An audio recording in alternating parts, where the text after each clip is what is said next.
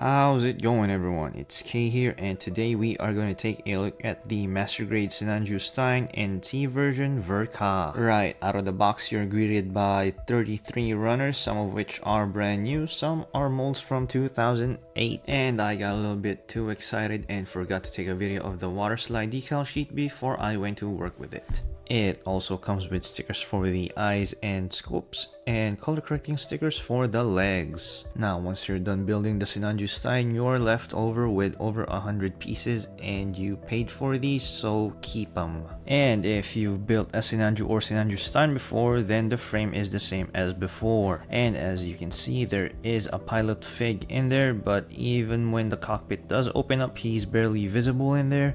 There is also some articulation that's going to be gone when the armor is put on, especially in the midsection and the ankle portion. And here is the Sinanju Stein with the armor parts. It is top coated with the decals plus panel lining.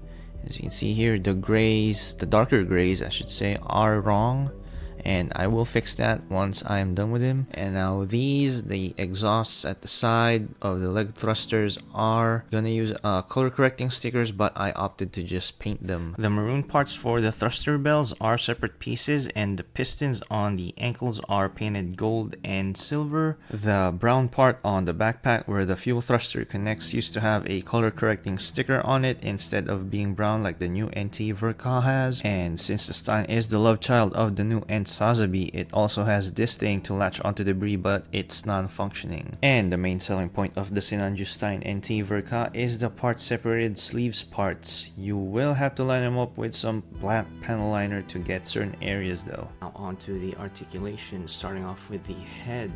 The head can look up and down. The collar pieces are going to be on the way, so it can only look left and right, and then it can also go side to side just like that.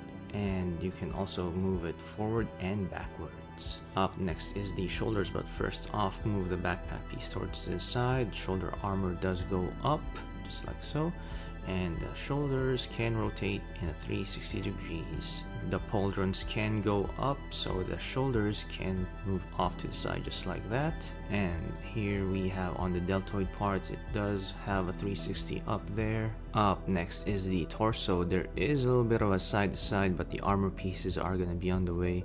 There is no ab crunch, so don't try it unless you're trying to break your kit. Next up is the elbows. It does have full elbow flexion right there. The wrists can flex and extend. It is using the MP style hand, so there is a little joint right there, but it's also a really weak part. Speaking of the MP style hands, the fingers are all individually articulated, and to get them all moving, you have to equally distribute the force so that they won't all pop out.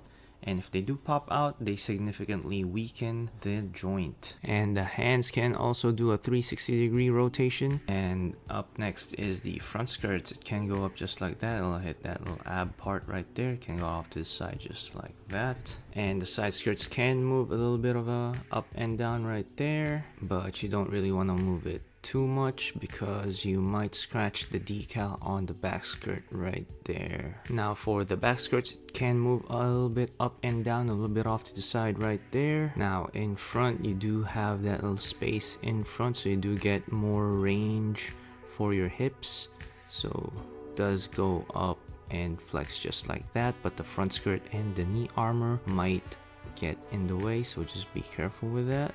It also does have a full knee bend, and if you move the back skirt up, the hips can go back just like that, and they can also go off to the side less than 90 degrees. You can try to move those little armor pieces, but it'll probably pop the side skirts out. And here on the upper thigh, it can go in a 360 rotation, but the armor pieces are gonna hit. You can tilt it off to the side and you can have it just like that. And if you move the ankle armor up above, here is the ankles. It can go up just like that, and it can move down just like so. You also have a little toe flexion and extension right there.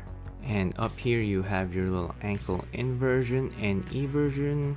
Not so much of the eversion part. Up next is the backpack. Now the backpack does have a bunch of part separation, which is really cool. So the upper portion right there does move The thrusters don't really move that much. It can move as one piece, and also here on the bottom move also as a separate section as well. The fuel thrusters are on a ball joint, so it is omnidirectional, so it can move any which way direction that it can. And here's what the connection for the thrusters on the main backpack look like. And as you can see, it can move it a little left and right, and also control it going up and down just like that. And these little bell thrusters in the back do not move at all. And towards the calves, you also have a little hidden thruster in there, but it doesn't move too. What does move is this little, well, huge thrusters on the side of the legs. Now onto the weapons and accessories. First off, we have the high beam rifle. It's the same as the Sinanju standard rifle, it's just encased in this armor. You can also have underbarrels attached, and it also comes with a new trigger finger which holds the rifle, so now it doesn't have to be all flimsy using those MP style hands. And as you can see here, the hole on the wrist is at an angle, so the peg for the hand is also at an angle, so when you pop it in there, it acts as a counterbalance so that the rifle doesn't drop down from the wrist. And here he is in an action pose, and as you can see here, he doesn't have any problems holding onto the high beam rifle. Up next is the grenade rifle. It's the same grenade rifle that comes with all the Sinanjus, and as you can see, it still opens up right there. And it also attaches to the back of the shield just like that. And there is supposed to be a decal right there, but I didn't put it since it might just get scratched off. And the grenade launcher is also an underbarrel attachment for the high beam rifle. And it also is a lot of work to put it in there, so just be careful not to snap anything. And up next is the bazooka, and it is the same as the Sinanjus. The rockets are still detachable, but like the Sinanju Stein Verka, it is using a different handle, which as you can see here, there is a peg that slides out from there, and there is a foregrip right there which swivels left and right. And here's the Sinanju Stein in an action pose holding onto that bazooka, and as you can see here, there is no problems with it whatsoever. Up next, the scope is detachable and the barrel is also retractable, so you can mount it as an underbarrel in the high beam rifle. In this configuration, you can try to pose it without the support arms from an action base, but it's probably going to shear or snap the pegs in the wrist or the arms,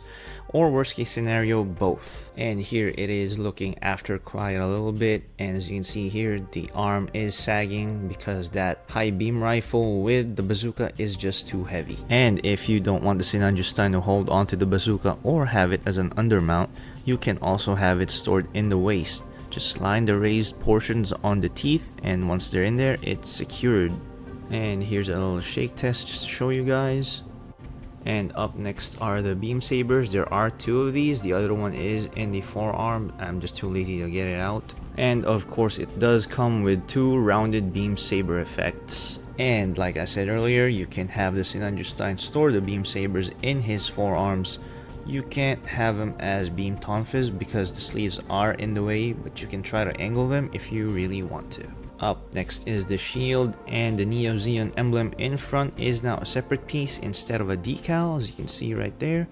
And on the back, you can now store the tomahawks at the top as well, instead of just having them at the bottom. And if you did paint your kit, there is a chance of scratching and transferring the paint when attaching and detaching the shield on the forearm. Up next is the beam tomahawks, and as you can see, there are two of these, and instead of having a sliding mechanism, you now have to detach it and attach it back onto the heads.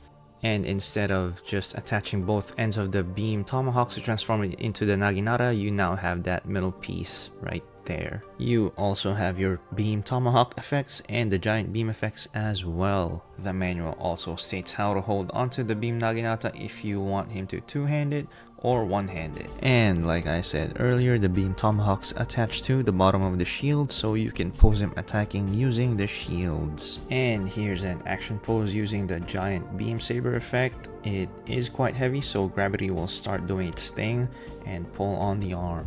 And if you want the tomahawks to be stored, you can store them at the back of their shield. And now you have a 1/100 pilot fig of Zoltan. It does come unpainted, so you're gonna have to paint it yourself. And last but not least is the action base adapter, which, as the name suggests, lets you mount the Stein on an action base. Now for size comparisons, here is the Grandpa Origin version. As you can see, late UC mobile suits are that much bigger than earlier mobile suits. And here is the Stein next to its Papa New Gundam. Take note that the new Gundam is in its awakened mode, and if you look closely, the Stein resembles the new End Sazabi since it's supposed to be a hybrid of the two. And last but not least, here it is right next to the Narrative Gundam C-Packs. Final thoughts, the main base for the frame is taken from the Sinanju Verka from 2008 and the Stein parts from 2013.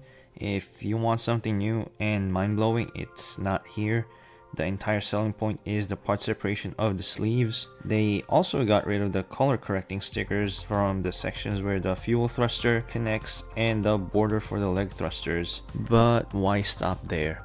Why not go all out and do the exhaust on the side of the leg thrusters too? And I know you can just paint it. I did that, don't get me wrong. It's an awesome kit to look at, but for $83, it's not cheap. There's over 100 leftover pieces, and if you're new to the hobby, you pay Bandai for how much plastic is in the box. This is my favorite mobile suit design, but for the price range and the tiny upgrades, I can't really justify getting this other than you just don't have the previous Sinanju Stein NT version, or you just want the upgrades, or you want something to pose with the narrative. And with that, I hope you guys enjoyed. If you have any questions or if I missed something, comment down below. Like the video if you like the video, subscribe if you want to see more, and see ya.